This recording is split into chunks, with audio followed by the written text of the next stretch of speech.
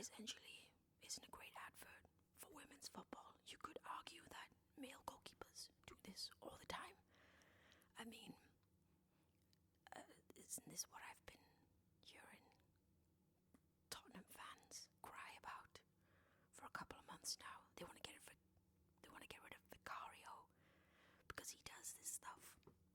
When you put into it a little bit more context, it becomes a bit more open to interpretation, because, I mean, there are certain people who will look down on women's football and do look down on women's football anyway as an entity, as a sport. And indeed, the comments suggest this. The wage gap isn't big enough. Special Olympics. Lol. Let's have a look. Not the best highlight to promote the business. The business of not show business. And they want to get paid the same amount as men. Pay them less, bro. Why would you post that? Why did you post this? To be clear, I don't know what this is, I'm just going to read it out. To be clear, mistakes like this happen in the men's game too, but when they happen, we call it a blunder. Indeed. Trying to paint it as some display of prowess, of skill, is just trash tier marketing. Nobody is buying this. It's the worst goal you'll ever see in football. It's a bit harsh. I mean, listen, one of my absolute favourite strikers, who recently left Liverpool, Darwin Núñez. I mean, he may have had trouble hitting that one, to be fair. I still love him. I can't help it. Why the hell does an international goalkeeper have the hand, feet and eye coordination of a 4-year-old? That's a little harsh. That FIFA sees this clip as a highlight. Paralympic football is more challenging. What an absolute joke women's football is. Just change the rules and to have no keepers. The lack of awareness years off the chance. How are you going to throw your brand by posting clips like this? Grow your brand. Had the goalkeeper had a couple of bottles of wine. State of that TWAT of a keeper. You get my drift. Like I said, 3.1 million views, and it has, I guess, 396 replies and 260 quotes. Let's have a look. What these are, shall we? Few quotes. Let's have a look.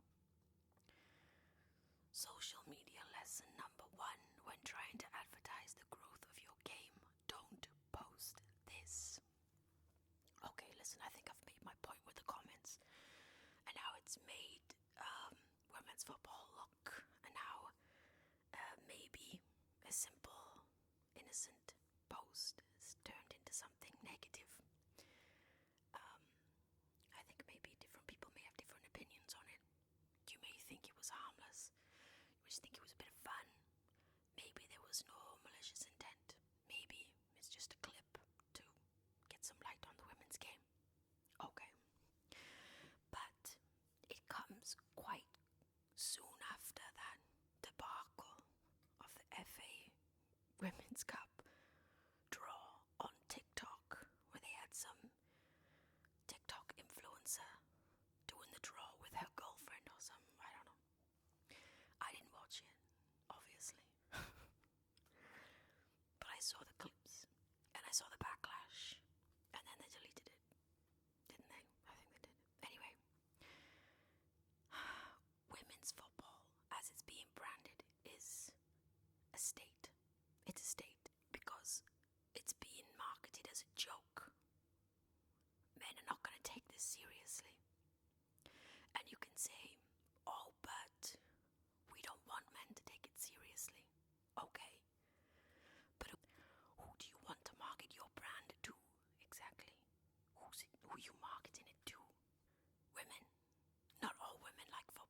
it's a small demographic of women who like football. In my life, I know one other woman who likes football, and I know no other woman who likes it as much as me. None. It always made relationships a little bit tough, to be honest. But anyway, let's move on. If you're not trying to market your brand to men, supporters, football supporters who genuinely love football, I'm not talking about dickheads. I'm talking about, footballers. They love football. They live it, they breathe it. They pay for tickets, season tickets. They take their families, everything. I've seen stadiums with fathers who take their daughters to watch their women's team play, and that's always a lovely thing to see. But it's not enough, is it? For instance, I was looking the other day at stadium capacities for women's football in the WSL, and I was looking at Liverpool in particular because they have that new stadium that they're playing in. It's in Helens. I think it's in Helens. And of a capacity of, 17,000? Or about 17,000. At their last WSL game, there was only 2.5 or 2.6 people watching the game. The stadium was mostly empty. To brand it out, to advertise it, you need more people to come in, and you need to reach out to people who aren't watching women's football but are watching football. Now, I know the audience that was targeted for that whole TikTok debacle bollocks. It was utterly, entirely terrible. It was for women like me. But it didn't work, and it failed, and the game just became a laughingstock and something to mock on social media, something to make fun of. That's not what you want.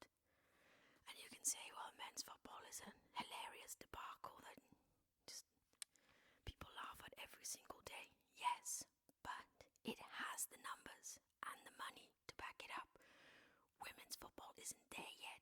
Women's football have come a long way from when I was a kid, from when I could luckily glimpse FA Cup finals for one day in the spring or summer. Was it on BBC Two in the afternoons? It's come a long way since then. But there's still a long, long way to go. And you can argue that posting things like this is setting it back. It's hindering it. It's not shedding any kind of positivity on the game. You're only setting it up for mockery, setting it up for hatred. And there are people all too willing to give it. The internet is full of people with too many opinions. And vastly too many hateful opinions. Men should be the ones upset about the pay gap. It's not nearly large enough. Let's talk about the pay gap in women's football. The reason why women don't get paid as much as men. I'm gonna be blunt about it. There's not enough money in women's game than there is in the men's game. That's it. Simply that. There's not enough money. You haven't got enough people coming in through the gates buying season tickets, buying tickets. You don't have enough people buying merch. That's just it. It's not prolific on subscription TV. I mean, it's more complicated than that, but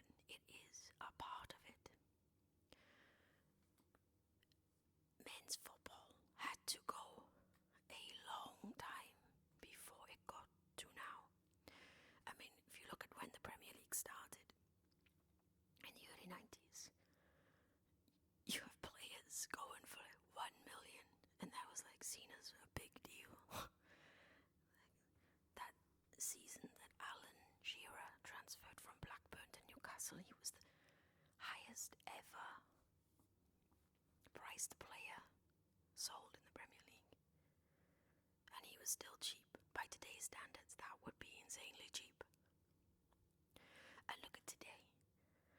In the last transfer window, you had Alexander Isak going for 125 million. Florian Wirtz, over 100 million. Listen, when I do not want to know how much Erling Haaland is worth. So things like this is rubbish, because if there was the money in women's sport, because there is, if there was this much money in women's football, big teams, top tier teams would be earning more. But there's not yet. There is always potential. Look how far the game has come already. Okay, women's football should be banned for their own good. And they complain they don't get paid the same as men's.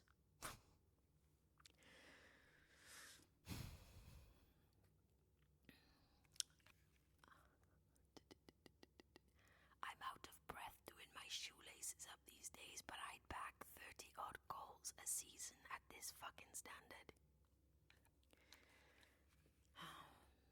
Sure you would. This clip of juvenile under 11 of goalkeeping does nothing to promote the skills of Chloe Kelly at all. Okay, and this one is a bit more. It's not hateful. We need to have a serious conversation about women's goalkeepers. Okay? That might need to be a different video. My point is,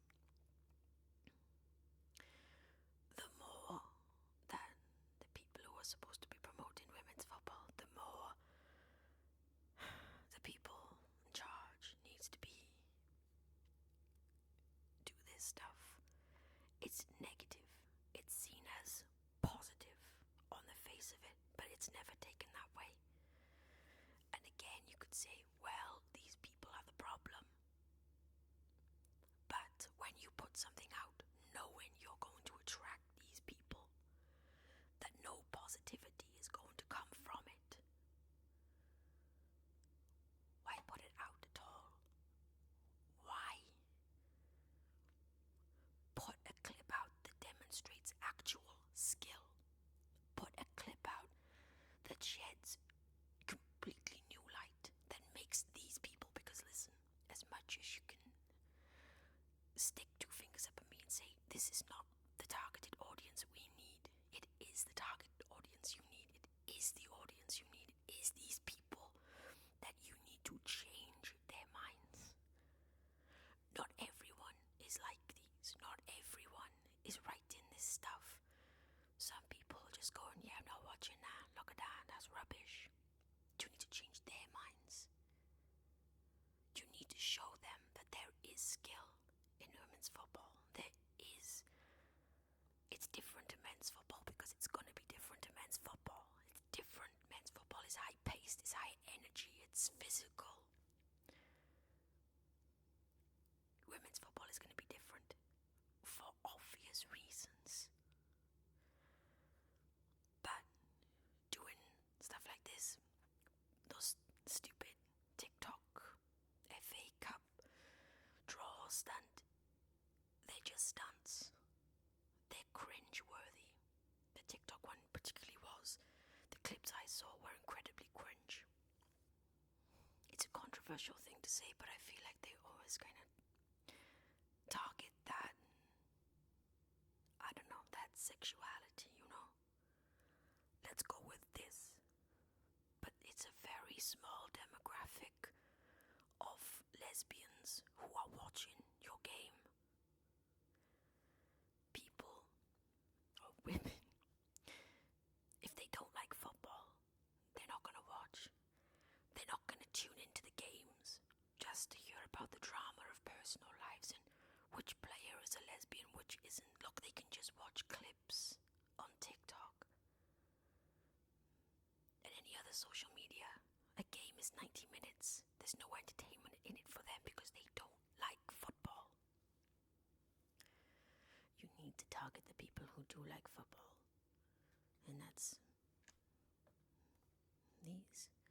He's unconvinced, the great unconvinced, and you can say, hey, you're an idiot. And that's perfectly valid. I may be. Well, I am.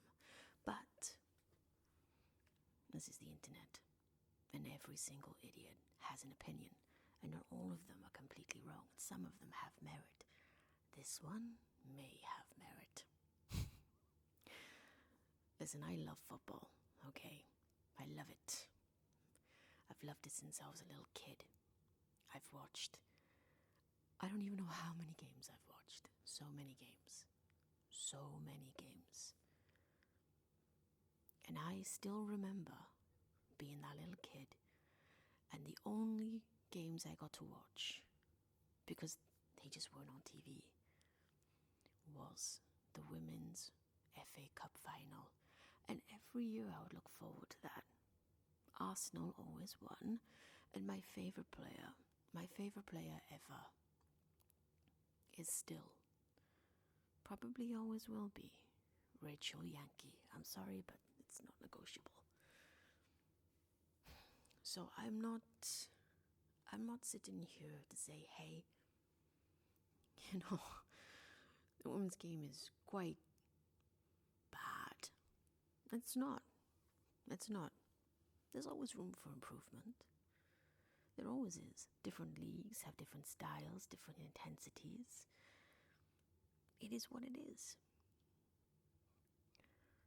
Clubs will have different ways, and different players have different techniques. But it is an uncomfortable truth or reality. Maybe an uncomfortable possibility is more of a closer thing.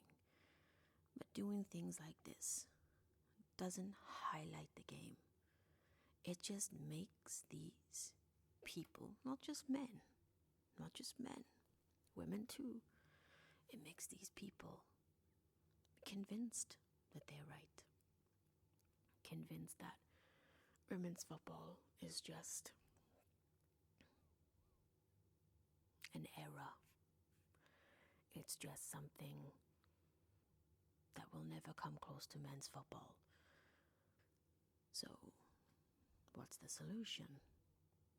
Well, the solution is obvious. Whether you want to attract these people or not, you're going to need to get more people watching the sport. And, like I say, the game has already come a very, very long way from when I was watching it. It's come a long way. Another issue that I think is a problem is the fact that there was I just can't remember the round of the FA Cup on the weekend, and I think only one game was available to watch on TV. One game. Every other game wasn't on any channel. None. Which was disappointed. I wanted to watch the Liverpool game. But, and that there is another sign. If you look at the men's FA Cup games, the majority of those were on TV, whether it was by subscription or not. In fact, most of them were on subscription, let's face it. Only like 2 were free to watch on terrestrial? Say it properly. I've said it too many times, it feels weird now. Anyway, for free on normal TV. Like the rest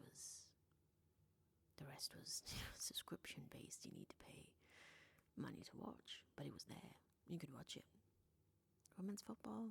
No. And listen, I love the FA Cup. It's my favourite cup. I know. But these are issues. And if you have more people calling to watch these games, it would put these channels with more of an incentive to televise these games, because more people want to watch them.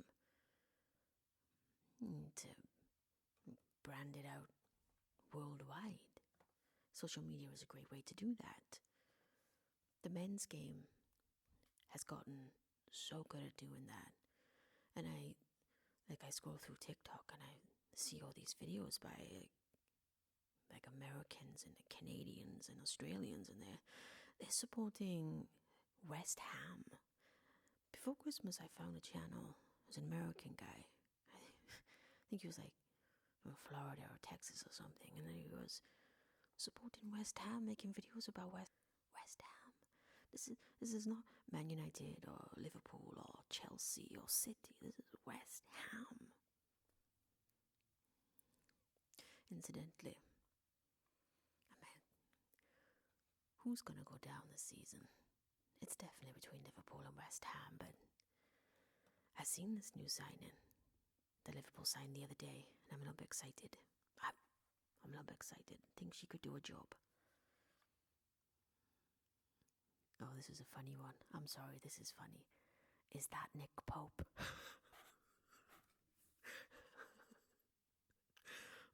I'm sorry. It is funny because that is definitely something Nick Pope would do. He did that in the game against Marseille. That's what he did. That exact thing. And it's not that goalkeepers in the men's game don't do these kind of horrific mistakes. They do all the time. And we make fun of them as well. But they're not made fun of because they're men. They're not made fun of because it's the men's game. They're made fun of because they're footballers and they're not doing a very good job. These women, these players are not made fun of because they're footballers who did a bad job. They're made fun of because they're women playing football. And when you put a clip out like this, you need to be aware of the backlash it's going to get.